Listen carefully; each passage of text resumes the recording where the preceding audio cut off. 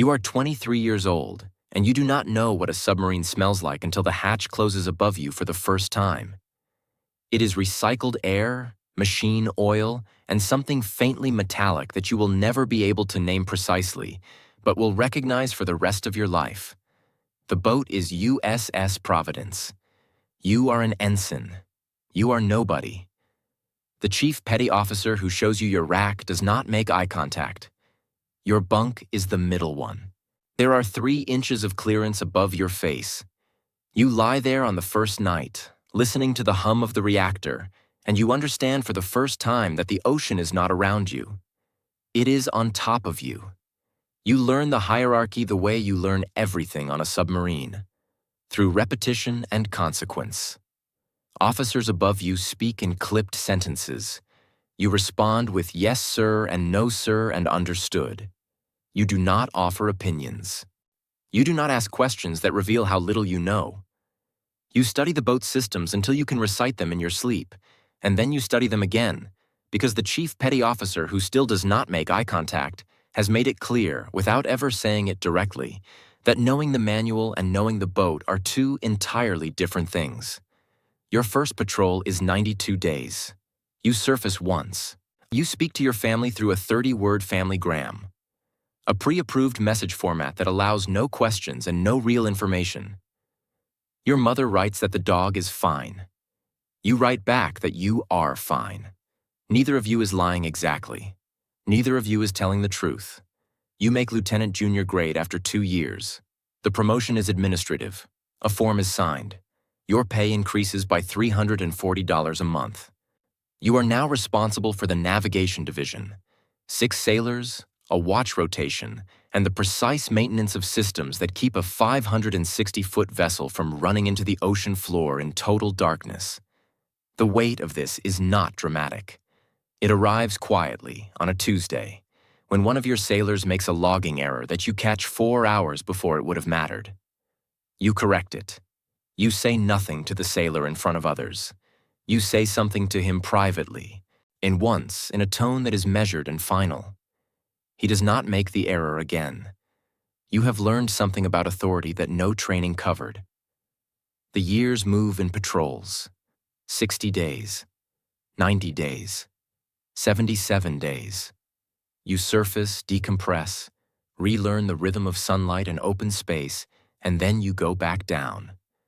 Your girlfriend of 3 years leaves during your 4th patrol. The letter is waiting when you return. It is not angry. That is almost worse. It is tired. She writes that she cannot explain your absence to people anymore because she has run out of ways to make it sound temporary. You fold the letter and put it in your locker and return to work within the hour because there is nothing else to do, and the boat does not pause for personal inventory. You make full lieutenant, then lieutenant commander. But each rank adds responsibility in increments that feel manageable until you look back and realize how far you are from the ensign who did not know what the air smelled like. You are 34 when you receive your first executive officer posting. USS Cheyenne. Fast attack. You are second in command of 135 people and a vessel carrying enough destructive capacity to end a mid-sized city. You do not think about this in those terms. You think about maintenance schedules, readiness reports, personnel evaluations, and the specific interpersonal dynamics of a crew living in a sealed environment for months at a time. The abstraction of the weapons is a professional necessity. You learn to hold it at a distance the way a surgeon learns not to think about the person while making the incision. The commanding officer of Cheyenne is a man named Captain Reeves. He is 51, precise, and almost entirely without warmth. He is also the best officer you have ever served under.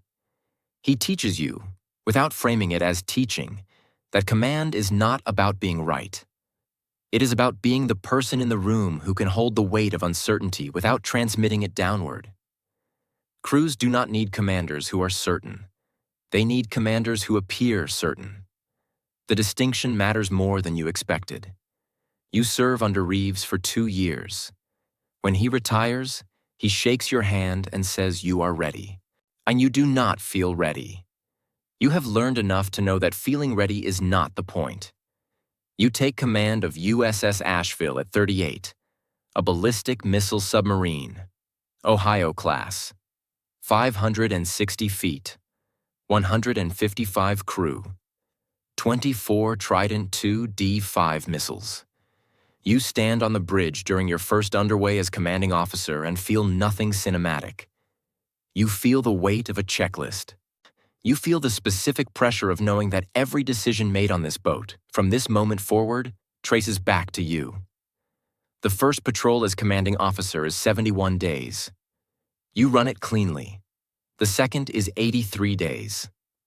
A reactor coolant pump requires an unscheduled repair at depth. Your engineering team handles it in 11 hours. You write the incident report with the same flat precision you bring to everything and file it without drama. This is noted. Quietly, and in the way that things are noted in institutions that do not praise loudly but remember everything. Your marriage, a second attempt, at 35, to a woman who understood the life because her father had lived it, holds. Barely. She does not leave. But there is a version of her that existed before your command posting that you can no longer fully access. She has built a life that functions without you at its center. This is practical. It is also a kind of loss that neither of you names directly because naming it would require deciding what to do about it, and there is nothing to do about it. The boat is the boat. You are 44 years old and 49 days into your 11th patrol when the emergency action message arrives. It clears authentication. Both you and your executive officer verify independently. The codes match the sealed orders. The format is correct. Every procedural safeguard that exists to prevent an unauthorized or erroneous launch has been satisfied. By every standard the United States Navy has constructed over 70 years of nuclear deterrence doctrine, the order is legitimate. 2 targets. Coordinated strike. Execute within 60 minutes. You stand in the control room and look at the message and feel something that is not fear and is not doubt in the conventional sense. It is a specific, quiet wrongness, the kind that does not announce itself, the kind that arrives the way a structural problem arrives in a building, not with noise, but with a hairline crack that you notice only because you have been looking at walls long enough to know what they look like when they are about to fail. 49 days ago, when you submerged, the world was tense. It is always tense. But not like this. Not launch order tense. You have no current intelligence. You have no way to reach anyone. The system was designed this way deliberately. Hesitation was engineered out of the process at this stage because the architects of the doctrine decided, decades ago, that a commander who pauses is more dangerous than a commander who executes. You have 51 minutes. You run the authentication again. It clears again. Your weapons officer is standing 3 feet away, ready, trained, waiting. He has prepared for this moment for 6 years. He is not hesitating. He is waiting for you. You think about the targeting coordinates. 2 cities. Populations you can calculate but cannot see. You think about the 49 days of silence between you and any human being who could tell you what is actually happening above the surface of the water. You think about the hairline crack. With 9 minutes remaining, you bring the boat to communications depth and transmit a verification request. You break patrol silence for the first time in 49 days. The transmission takes 40 seconds. The response takes 4 minutes and 12 seconds. You read it once. You read it again. You are relieved of command pending review 14 days later. The inquiry takes 7 months. The panel is composed of 4 admirals and 2 civilian officials whose agency affiliations are not disclosed in the documentation. They are not unkind. They are thorough. They ask the same questions in different configurations for many hours across many sessions. And what they are trying to determine, what they may never be able to determine fully, is whether what you did was judgment or failure, whether the hesitation was the system working or the system breaking. You retire at 46. The ceremony is small. A flag is folded. Hands are shaken. Someone says the words that are always said. You drive home in a rental car because your own car is in a long-term lot at a naval station 3 states away, and the logistics of retrieving it have not yet been resolved. Your wife makes dinner. You sit at a table in a house that has your name on the mortgage and feels, after 11 patrols and 22 years, only partially yours. You eat. You talk about ordinary things. Outside, the world is still sorting through what happened. Note the inquiry findings will be classified for 25 years. The boat has a new commander. He is 39, precise, and ready in the way that the institution requires. Somewhere in the North Atlantic, at a depth of 300 meters, USS Asheville continues its patrol. The reactor hums. The crew rotates through their watches.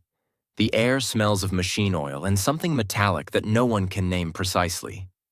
The system does not pause. It never does. It only finds someone new to carry the weight, and it waits with the patience of something that was built to outlast the people inside it, for the next man to stand in the control room and hold the key.